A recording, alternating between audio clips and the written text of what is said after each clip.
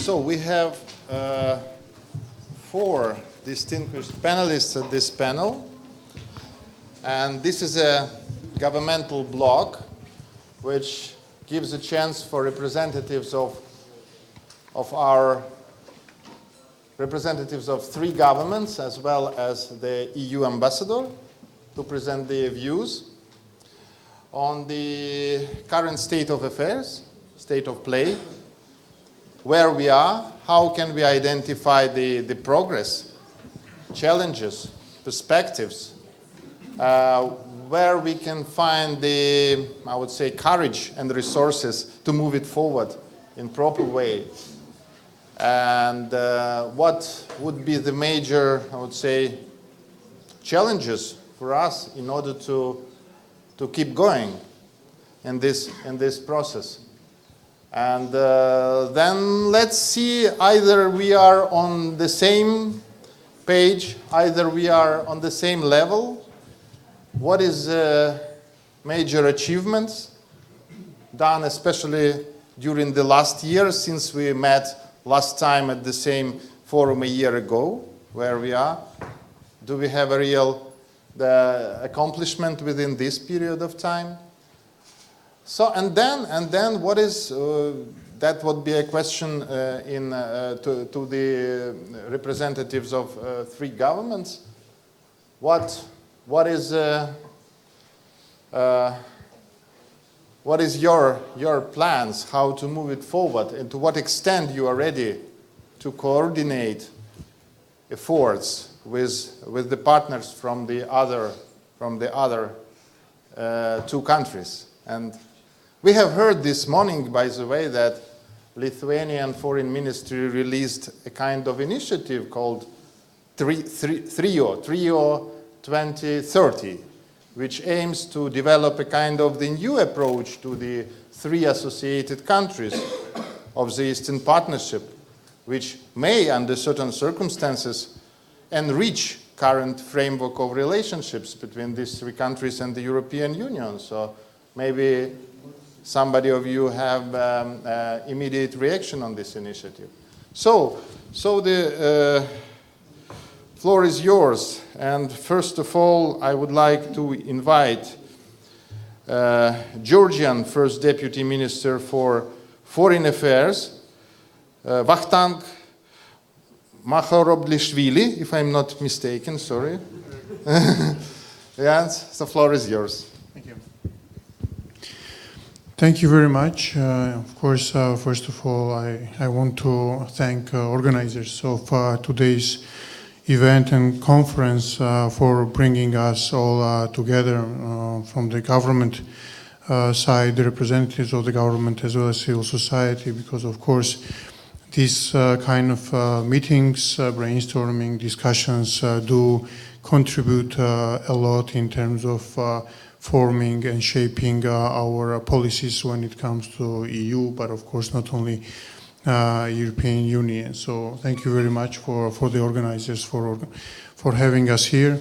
Of course, civil society plays an extremely important role in the process, and in Georgia I'm happy that we do have a number of formats in which we cooperate very successfully, and in fact I can say that no document on EU had been developed or elaborated by the government of Georgia without active participation of the civil society, and I'm glad that we had a very good exchange with the civil society representatives very recently, also on the non-paper or position paper related to our vision when it comes to what we want to see beyond 2020 within the framework of Eastern Partnership, but for associated partners specifically, because we do concentrate in the document also on associated partners.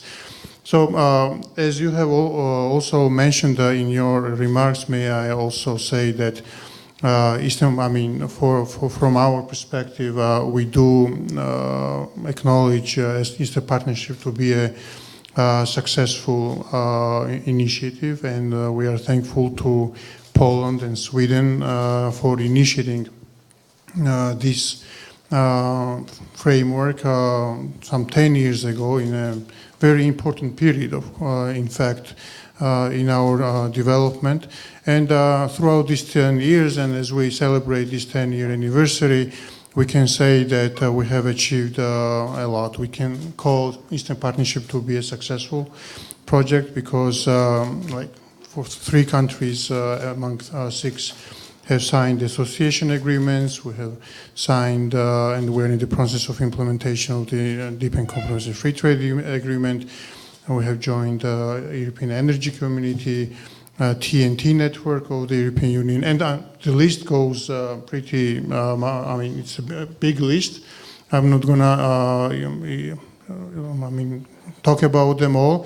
I think we have talked about them quite a lot throughout the year in various formats. But of course, I wanted to highlight and underscore once again that Eastern Partnership format served us well, and from our perspective, it has really narrowed and shortened the distance between EU and Eastern partner countries, especially associated partners physically, but also politically and economically as well. And we have become not just neighbors of the European Union, but in fact strategic partners.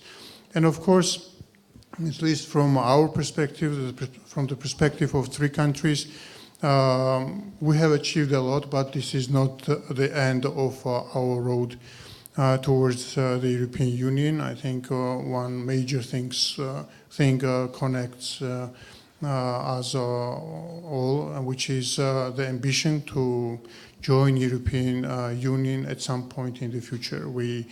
We understand very well that today EU and Europe in general is undergoing difficult times in terms of challenges, in terms of, I mean, it has been for the first time that the country is leaving the European Union. There are some other challenges like migration, like skepticism when it comes to future of Europe, etc. But I could say that associated partners cannot be considered to be a challenge from that perspective, but on the contrary, from our perspective, we are very much interested and committed in terms of having strong and united Europe. And of course, all 3 of us have been doing our humble share in terms of contributing towards strong and united Europe in the future. I would just point out a couple of things before I finish my introductory intervention, saying that, of course, from our perspective, the success that Eastern Partnership had was because of its, it was a visionary policy. I mean, it was a strategic vision that they had in 2009, and of course, that was important in terms of implementation of the project later on. Therefore, it is crucial and extremely important that when we discuss the way beyond and after 2020, the discussions should be around about strategic vision of Europe. I mean, what could be the political vision of European Union towards its Eastern European neighbors, especially to those ones who are more ambitious in terms of becoming EU members. Of course, as had been mentioned by Vice Prime Minister Kuleba, I have and Georgia has the same approach, that we are happy that all 6 countries have been engaged. I think that all 6 have benefited, and actually 3 of our countries have benefited, that our friends and neighbors, 3 other countries, have been very closely engaged with the European Union in accordance with their merits and in accordance to their desires. But of course, 3 of us are determined to do more. We are the only countries besides EFTA and besides candidate countries who have committed itself towards converging ourselves from the legal perspective and economic perspective with the European Union. Therefore, it is important that the approach from the European Union is also the same and is reflected on that front. And as we continue delivering, it is important that relevant resources also are there from the European side. And when I talk about that, I also mention, funding, because of course, when it comes to implementation of the association agreement, implementation of the DCFTA, and of course, we are very much committed to go beyond all of these needs, some of the resources from both sides, from our side, but of course also from the European side. And this is something that I think we should be also talking about a lot, and I hope that throughout the next couple of weeks or months and year, we will discuss a lot with Brussels and other partners from within the European Union, how we can proceed on that.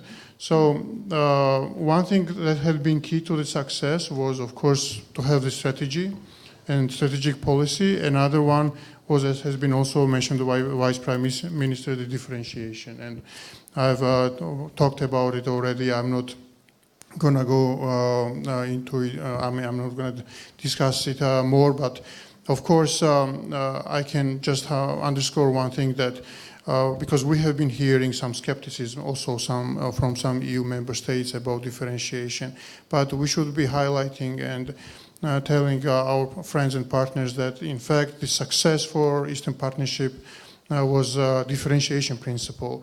It has been the key to its success rather than an obstacle. Of course, it has not been only a principle, but in fact it has been already an accomplished fact.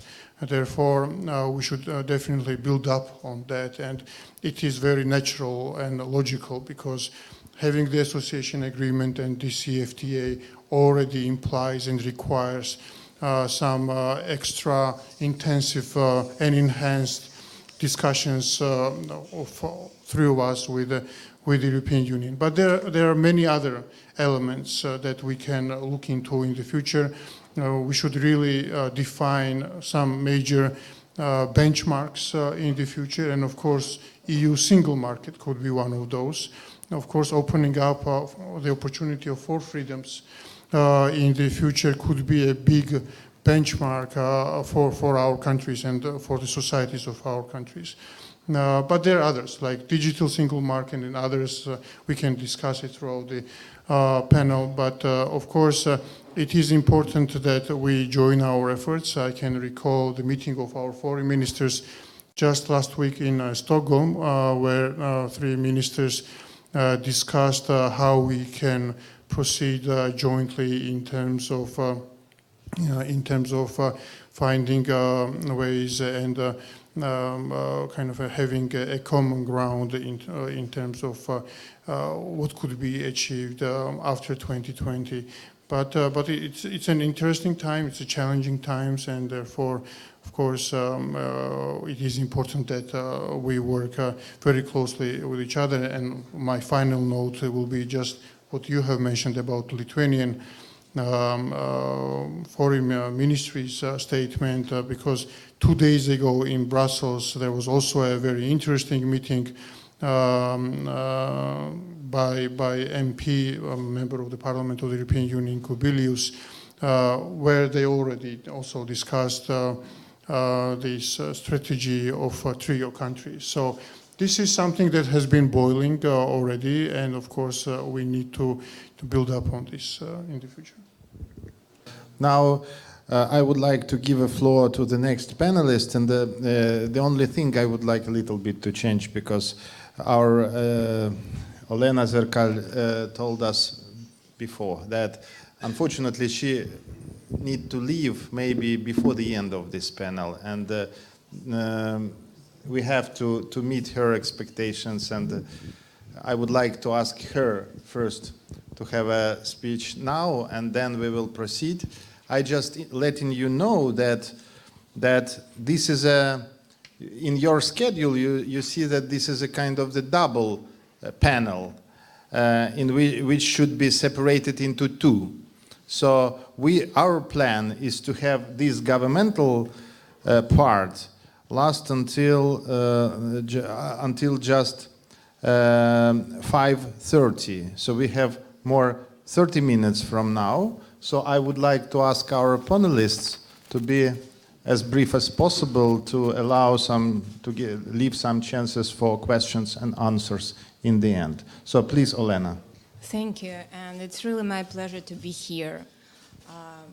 My colleagues Dmitry and Vakhtang already raised a lot of issues, and I am not going to reiterate the points they've already covered. At the same time, I would like to come back to the point which SUSHKO raised during his address remarks. There are so many familiar faces here, and I am very happy to meet all of you and to see all of you here, because we all spent years on this topic, and 10 years of the Eastern Partnership is the kind of age. Of course, this is not even a teenager, but nevertheless, we went from the scratch when nobody believed in a new kind of agreements. Now we are on the phase of the end of the 5th years of implementation, and we need to make some kind of assessment of this implementation. I really appreciate the attention of the civil society to the association agreement and to the implementation. At the same time, I think that we are in the kind of inner circle in this implementation. We made this implementation very technical and not visible for the general public.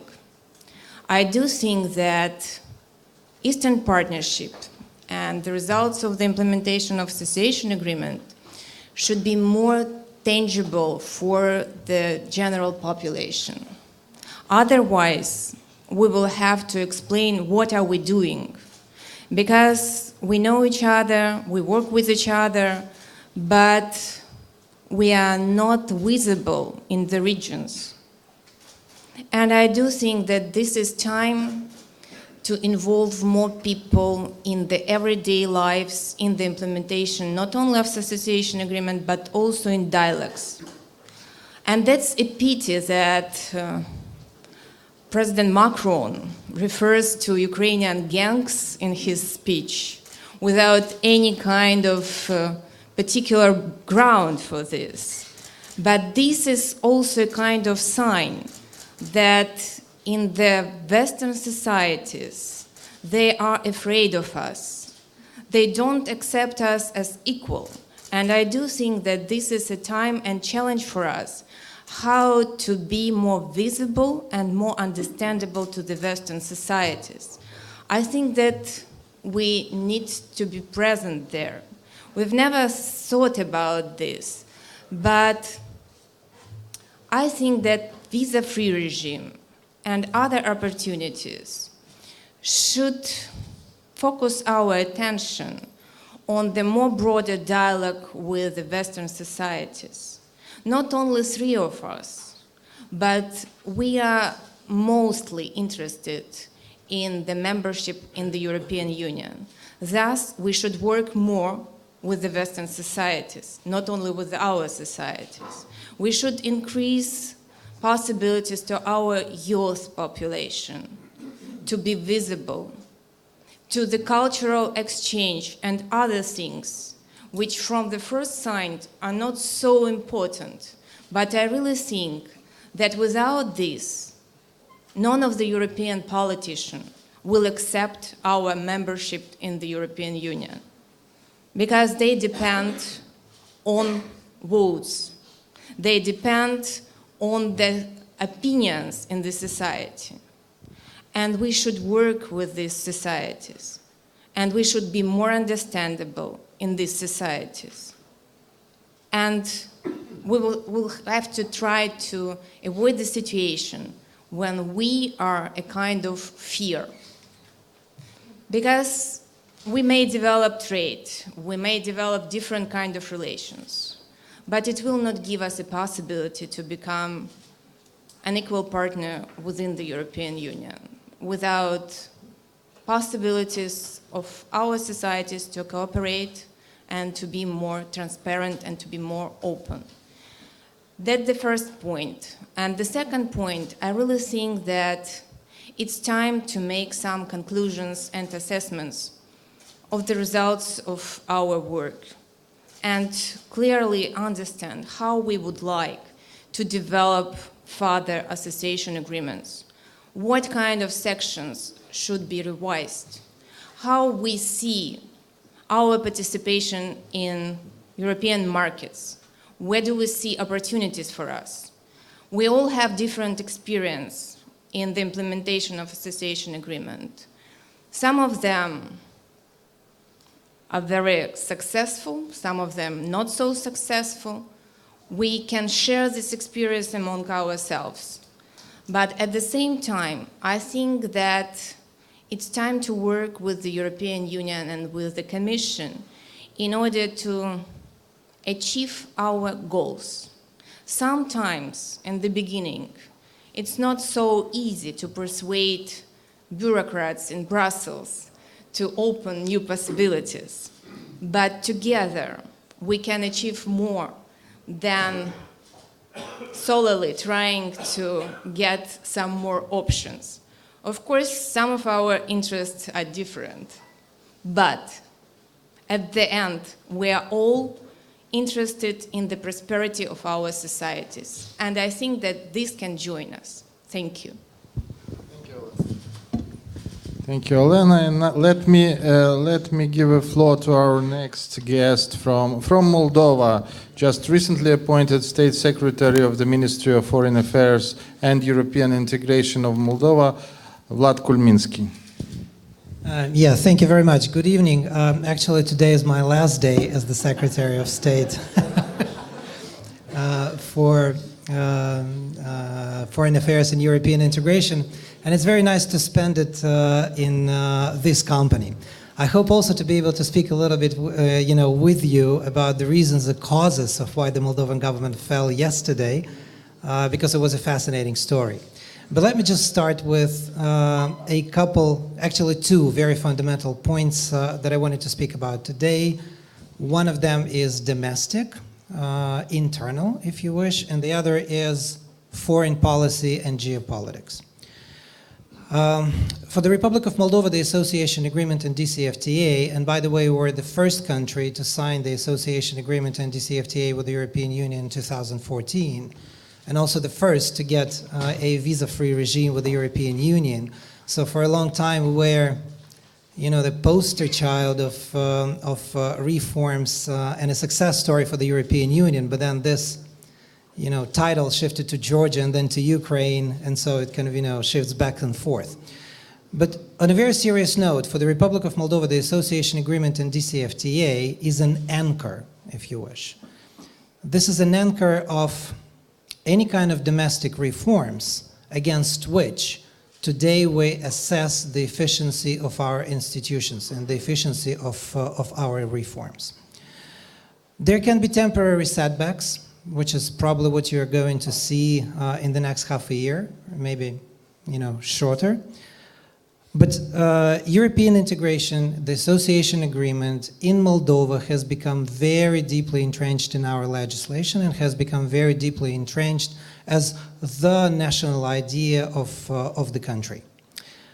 And this is something that I don't think is going to change, in the foreseeable future. The association agreement is an anchor which enables reformers in our country to change legislation, to try to create functional institutions and public policies, and try to align them with EU standards. I can tell you that without the association agreement and DCFTA, perhaps, domestically we would not have much of a measurement, a tool against which we could assess the success or failure of government reforms. pretty much in the 5 months that that Maia Sandu government has been in office, I think it was pretty much the first government in the Republic of Moldova that has really lived up to its commitments under the association agreement and DCFTA, which has done more than any other government to implement them to the letter, and which fell when it was trying to tackle the most difficult, but also the most vital part of these reforms, which is prosecutor sector reforms and reforms of the judiciary. After these 5 months in office, and I have been Prime Minister's advisor for the five past months, and I've pretty much seen the way this process has developed, it is today my very firm conviction that without these very fundamental reforms, including justice sector reforms, including the creation of an independent prosecutor's office, it is not going to be possible to achieve any economic growth, and it's not going to be possible to attract investments in the country, and it's not going to be possible to move towards and to progress on the road towards integration into the European Union. The moment you start reforming these sectors seriously, there's a lot of resistance. So pretty much all over the spectrum, because there are lots of people and lots of politicians who ask a very simple question. If there's a justice sector and a prosecutor general that I do not control personally, then this becomes a threat. It becomes a real threat, and people take this threat very seriously. And as Machiavelli once said, it is much easier to kill a threat when it is visible rather than try to stop it when it already progressed beyond the point where it is possible to do something about it. So I would basically see the association agreement and the DCFTA for the Republic of Moldova as an anchor of domestic reforms and as an anchor of successes and failures of governments to change Moldova from within. At a very specific level, we want much more integration, economic and political integration with the European Union. We want to become, and this was the goal pretty much, to become part of the EU single market. I think we've already talked about these goals, but I think it is worth repeating them again. Integration into the EU energy grid, interconnection with EU energy systems, becoming part of the EU internal market, getting connected to the EU payment systems, being part of oversight mechanisms, if you wish, over prosecutor's office in the fight against corruption, which is something that is of huge interest to us. And of course, trying to align all the reforms with our acquis communautaire. It is quite clear that today there is no appetite for further enlargement in the European Union, but the Republic of Moldova is going to insist throughout that we want a much more ambitious association agenda as part of Eastern Partnership and as part of the association agreement with the European Union. Now, very briefly about geopolitics. And this, I think, is a much more interesting subject. So today, I think Georgia, Ukraine, and Moldova is a geopolitical battleground again. From the inside the government, you always see efforts to recreate and redivide spheres of influence in the region. It comes in many disguises and comes in many forms. In the Republic of Moldova, we have political parties which invite the great players to sit at a table and try to divide the region into spheres of influence, because somehow they think that becoming this non-aligned area, non-aligned states, in-between area, as it is called today, is going to be in Moldova's best interest.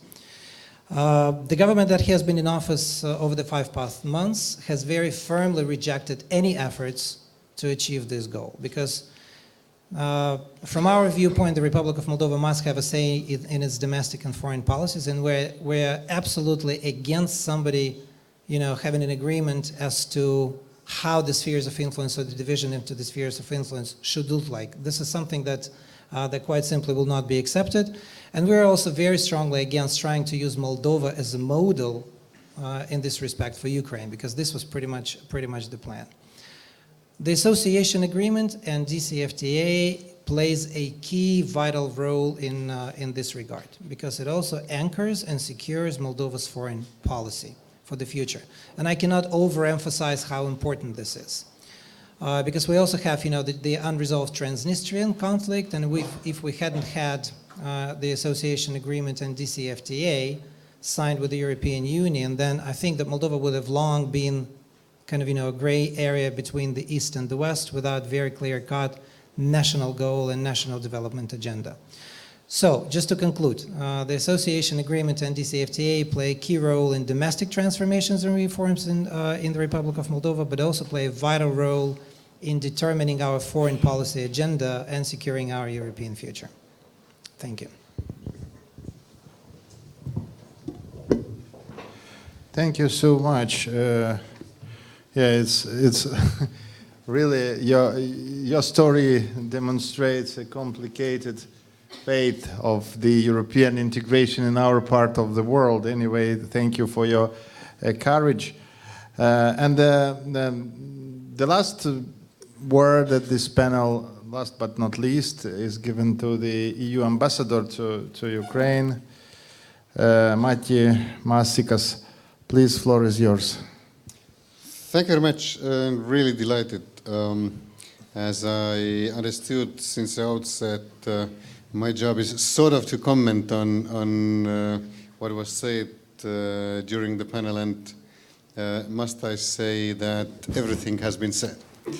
That's for sure. Let me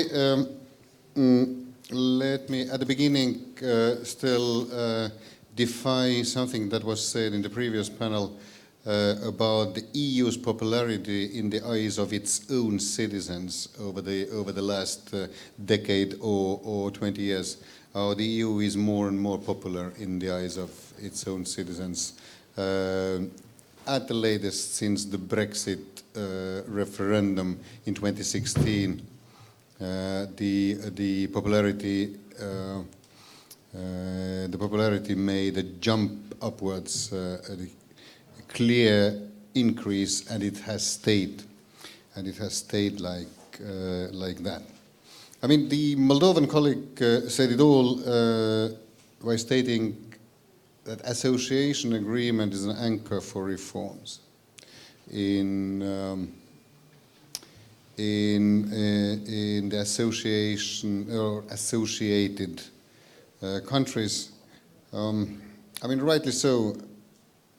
Association agreement symbolizes orientation, symbolizes the shift that all those countries have done, clear orientation shift from wherever or whatever towards the EU, towards Europe in the broadest sense of the word. And I agree with Olena ZERKAL, and I'll come back to that later on explaining things to the citizens of the EU member state. But hardly must one explain what Europe means in the broadest sense of the word to Ukrainian citizens. Ukrainian citizens is clear. Yes, exactly. My point exactly, and it's a symbol of a better life and living standards. And oh yes, being an Estonian citizen myself, and in my early 50s, I do remember that very well from my own country. What's next? It's the EU is a very tough partner. And you have experienced it all that if you try to approach the EU with some initiatives, the normal answer is take what's on offer. I mean, we have the framework already. We have the association agreement with everything, and you haven't implemented that fully yet. Acquis communautaire, the EU law has changed in between, but one wise think tank called Michael Emerson, when the Ukrainian agreement was signed, you made the counting that full implementation of the DCFTA would mean implementation of 368 pieces of EU legislation. It's a huge bulk of work, but could anybody claim that after taking over and implementation of 368 pieces of EU legislation, Ukraine would not be a better place, much better place, much more European in terms of quality of its products, quality of life, and so on. I have, representing Estonia in the EU, I have negotiated, I think, 3 Eastern Partnership Summit declarations. And it was always, I mean, on the EU side. And with the EU diplomacy, it's this thing that since all decisions need unanimity, we spend hours, days, and weeks discussing among each other, then finding the very fragile compromise, because we have to find it, and we always find it. And then our poor negotiators go out to the partners and say, look, we cannot change anything. It's such a fragile compromise. You have experienced that very well. But on the other side, but those fierce discussions have always been on the first 2 pages of the declaration. The political part was there are particularities. I mean, in terms of one conflict, the Nagorno-Karabakh thing, and there are aspirations. And on the aspirations, on the European, the EU future of the associated countries and of the Eastern Partnership countries, there is still no consensus among the EU. Fine. But the rest, the 20+ pages of the declaration, which go pretty much uncontested, pretty much uncontroversial, this entails the things that were mentioned today and that we all know: connectivity, economy, hundreds of millions, if not billions, euros of assistance and of economic benefits, and visa-free travel and people-to-people contacts, and of Erasmus Plus student exchange, and of Horizon Plus. I only last week learned how successful Ukraine has been in making use of the Horizon program. So my plea still would be, and I know that you are doing it, to make the full use still of these latter, longer, and money-wise much fatter part of this framework. I fully agree with Olena ZERKAL about the us and them thing. I mean, and again, being an Estonian, I've experienced that myself.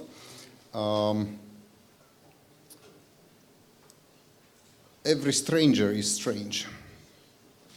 And there are kilometers of books written about how people interact with strangers. If I can make one recommendation, read Tsvetan Todorov's Conquering America. It's a perfect thing of how people meet strange, foreign, new things, new people. Enlargement, if you will, as the EU policy, has never been popular. May that be a bit of a consolation to you. No, despite of the political declarations and the big, beautiful words, when everything has already been agreed, nobody has been too welcoming of the new members. I mean, President de Gaulle vetoed the British accession twice in 1960s. Greece was adopted again or invited to negotiate against the recommendation of the European Commission. When Spain and Portugal in 1980s acceded, it was a huge outcry in France. They will come and eat out all our agricultural subsidies and regional subsidies. in order to keep the Les Barbares du Nord away, in early 1990s, the whole new arrangement of the European Economic Area was created in order not to offer the membership perspective for Finland and Sweden. I don't want to even to talk about the fifth enlargement, although I must admit it was in 1990s, it's still a bit of the feeling of riding the wave. Riding the wave of history. It was popular back then more than some other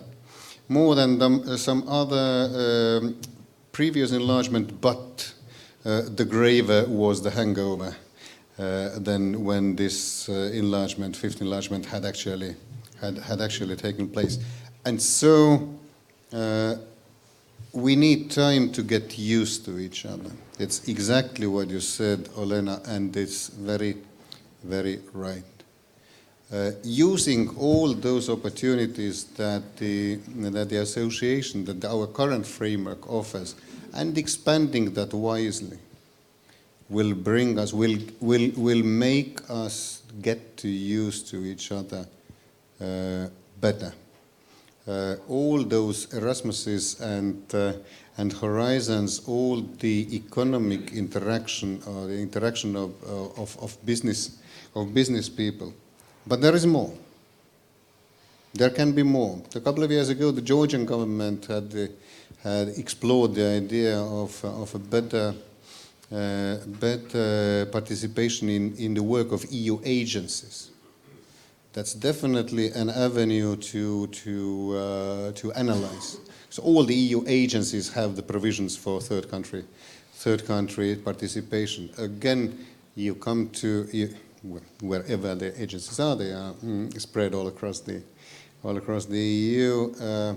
We interact, we work together, we get more used to each other. There are smart ways of doing all those things. And my last word is about, and this, of course, you're right. When the association agreements will be revised, it is mainly up to the associated partners to make initiatives, to provide and to insist. And even such a behemoth as the EU sometimes may move. Believe me, if you are pushy enough and if you are smart enough there. On geopolitics, my last comment. The EU is awfully bad at geopolitics because geopolitics is mainly about geography and history, and the EU does not discuss history.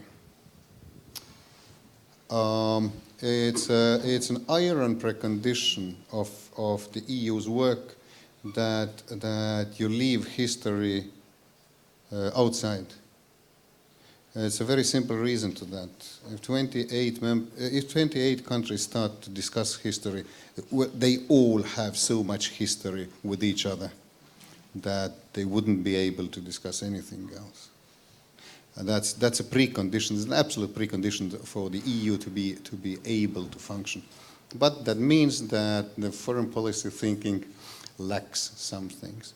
On that one, of course,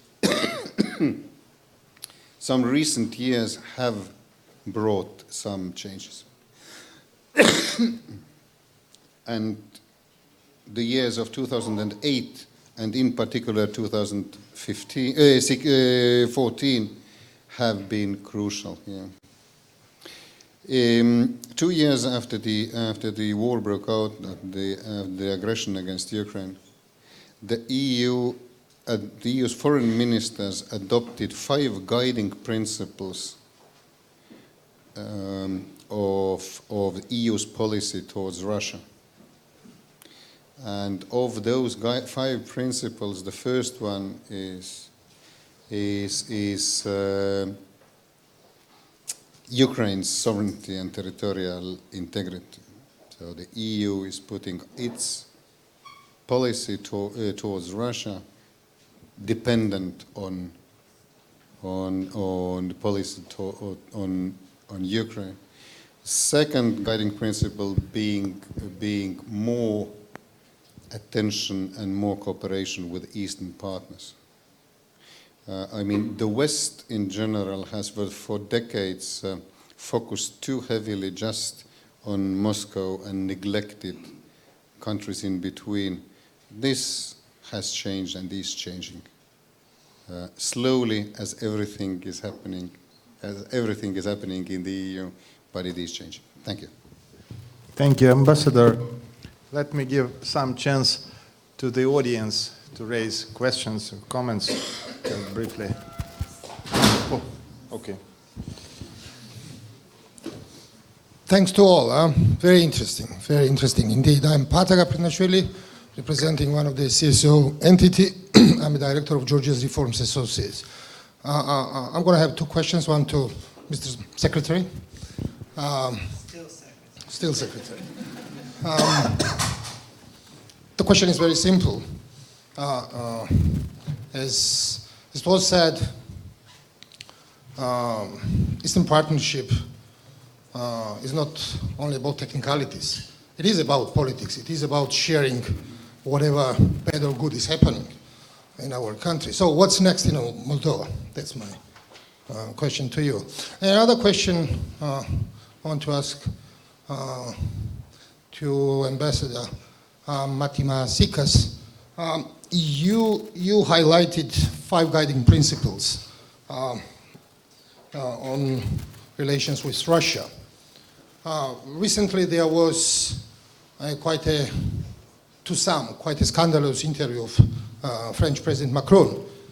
In his interview to Economist, he said that he commented on France's new launching France's new strategic dialogue with Russia. To your opinion, does it have anything to do with EU's common policy vis-à-vis Russia? Is it a French sort of isolated from the EU initiative? Would you comment on that, if you don't mind? Thank you. Thank you. I will ask maybe a couple of more people to intervene, and then we will come back to the panel. If there is any other people willing to ask questions or not. If not, I will come back to the panel, and please, Secretary.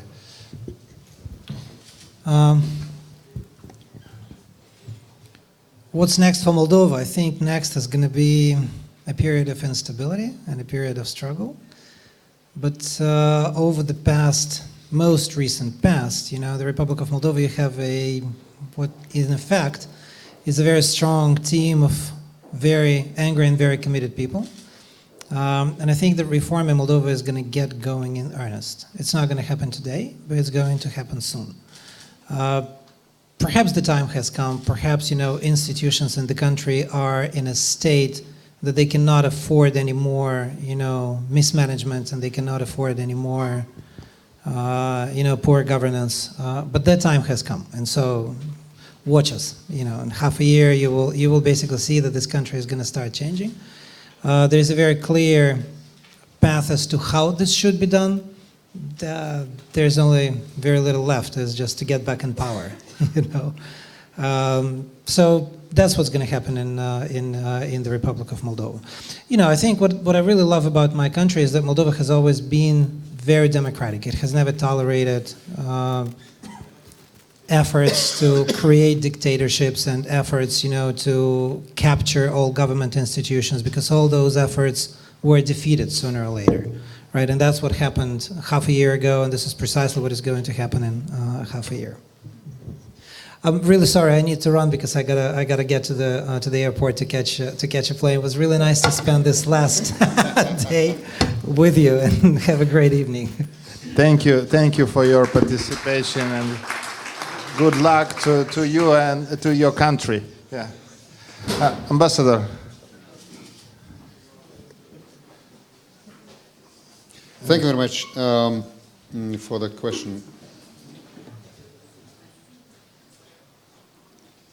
First of all, among the 5 guiding principles, there's the fifth principle, which is that selective dialogue with Russia is not only allowed but even can be pursued. Selective dialogues in the areas of mutual interest. Quite often here is being cited people-to-people contacts, but also anti-terrorism and some other foreign policy areas. For the EU as a whole, again, in March 2014, as a reaction to the annexation of Crimea, the political framework was adopted by the heads of state and government. Political framework with our contacts with Russia, which said that the EU will not hold any summits with Russia, and this has stayed for more than 5 years now, soon 6. There have been no EU summits, EU-Russia summits. Formerly they were every 6 months, quite tiresome, must I say, quite a tight schedule.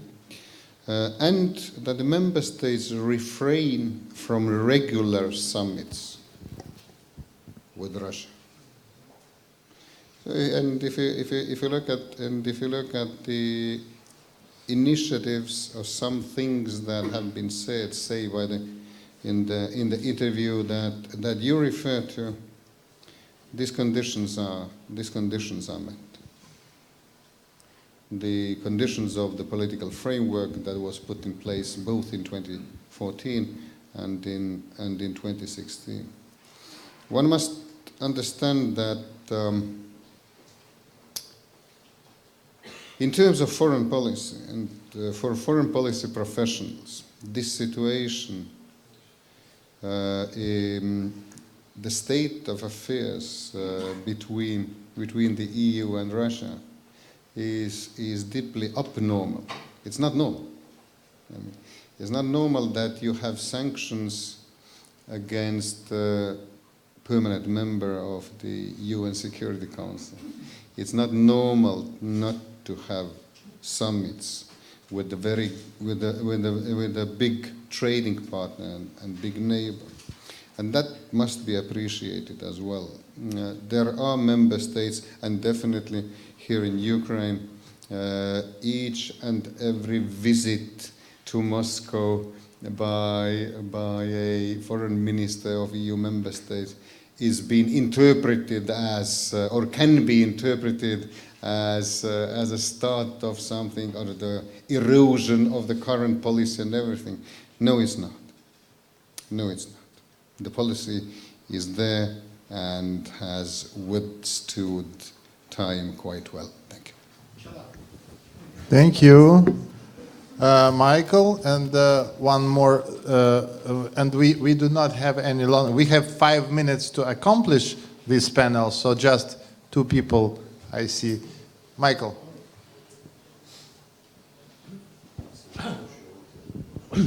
I have a question to the 3 ministers, 2 of whom are absent, but I think, Vakhtang, you may be able to answer for all 3 of them. Now, the organizers of this excellent forum have distributed a joint declaration, which I've had a look at, and all of us have in our hands. Can you say whether the 3 governments endorse this, or are thinking about endorsing this? Thank you. Thank you. Thank you. My name is Roman Petrov, Jean Monnet Chair, Kyiv Mogil Academy. I have a question, 2 questions to Mr. Ambassador, and about 2 Eastern Partnership member states. One is about Belarus. Just yesterday, Lukashenko went to Austria to possibly set up a bridge, recover the bridge with the EU. What's the future of Belarus, in your opinion, within the Eastern Partnership and future contractual relations? There is no agreement yet. And my second question about Moldova, but about the fact that Moldova enjoys the observer status within the Eurasian Economic Union. What's the EU standing on this issue, which potentially can contradict or contradicts to the EU-Moldova Association Agreement, commitments within this agreement? Thank you. Okay. I'm afraid that we will not be able to have all three answers from all respective governments, but as far as I know, these documents has been generated just recent couple of days. So I'm afraid that the government just do not have a position so far. I don't know certainly, but this is my version of the situation. Maybe you have to add something to this. Have you read this declaration? Could I, since it's the last intervention, also reflect on some other issues that have been raised? Do I have 3-4 minutes? Maybe 3 minutes maximum. Okay. No, just maybe to reflect on some of the topics that had been also mentioned by colleagues, but also on the question as well. Well, first, I 100% agree what Olena said about raising awareness. This is the topic about which we have been also discussing a lot with the EU delegation in Georgia, but also in Brussels, because we have been working a lot in terms of raising awareness and visibility of EU in Georgia, in Georgian regions, about its presence and about its engagement, which is extremely important. This is in the interest of the governments and the government of Georgia for sure.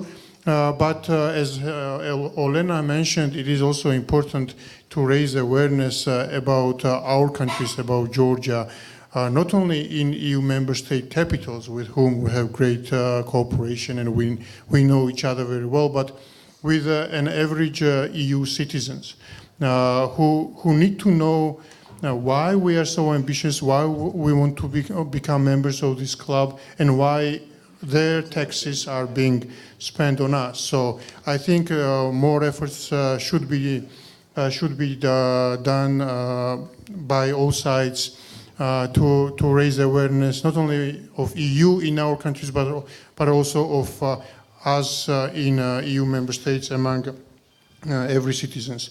I also sign up to the more engagement of youth and education and of course programs in that regard. Erasmus Plus has been mentioned, but there are Horizon 2020, Creative Europe, other programs which play an extremely important role in terms of bringing societies together, and we should do more in that. There have been this topic about what is EU for us, for our countries. Yeah, we are part of European continent. What EU as an organization is for us is values, and these are the values of democracy, rule of law, human rights, etc., which we want to embrace and we have been embracing, and this is what we are striving for. And until our societies will be, of course, keen to embrace these values, and I'm pretty confident that they're going to continue to want to embrace them, we're going to continue knocking on EU's door. We, of course, understand that today might not be the best time, but of course it is important to have a clear vision for the future, to have some kind of a light at the end of the tunnel. And meanwhile, of course, we should continue working on the implementation process of the very comprehensive and substantial documents like association agreement or DCFTA or any other initiative that comes along. And of course, many other interesting topics had been raised. What we have in common among our three, but of course conflicts have been mentioned, and of course conflicts is also something which unfortunately we have in common. And on conflicts, we also have something in common. We want greater EU engagement in the peaceful resolution of our conflicts. EU is engaged. I mean, I can speak of Georgia. EU's engaged in, it has a presence in Georgia. It is part of Geneva international discussions. But I think EU's role should be really enhanced because I think anybody could be naive speaking about European security without ensuring security in the Black Sea region and in the whole continent of Europe. Therefore, we certainly hope that EU's engagement will increase. I could say that dialogue with Russia is understandable, but of course this dialogue should not be as having the business as usual. I mean, the conflict-related topics, Georgia, Ukraine, Moldova, should be always kept high on the agenda of our Brussels colleagues with Russia, and of course sanctions that have been in place do matter and are important, and I strongly believe that they do work and play a role. On the last point, yeah, I cannot speak of all 3 countries, whether we are going to sign up to the concrete specific declaration, but I can definitely say that while inclusivity is important among 6 countries, and I've mentioned that we have all gained of having all 6 engaged with the EU, the time is ripe to think of new ideas for 3. And in our non-papers, in fact, that we all 3 have produced, we do come up with some ideas what could be done in the future in terms of sectoral summits, in terms of sectoral council meetings, inviting our countries, in terms of inviting us on COEST meetings, etc., etc. And these are the natural things. I mean, this is not something to invent. This is something that would, are deriving from association agreements. These are something that derive from DCFTAs, and these are going to be something that going to come out from our commitment to go beyond and kind of think in terms of more connectivity and other topics that we have discussed. Thank you. Thank you. And Ambassador. Well, thank you very much. I have to admit I don't work on the EU-Belarus relations on a daily basis. I'm obviously not aware of all the details or latest developments. But of course the thing is, I think you mentioned the word transactional. There is much less ambition, and there is much less, consequently, there is much less emotions in this relationship. And the EU is not an orientational goal or destination for Belarus as it is for Ukraine, and thus this cooperation is much more pragmatic, transactional, and depends pretty much on the readiness of the Belarusian authorities. On Moldova, I mean, the thing that I do know is that the customs union and the deep and comprehensive free trade agreement are not compatible.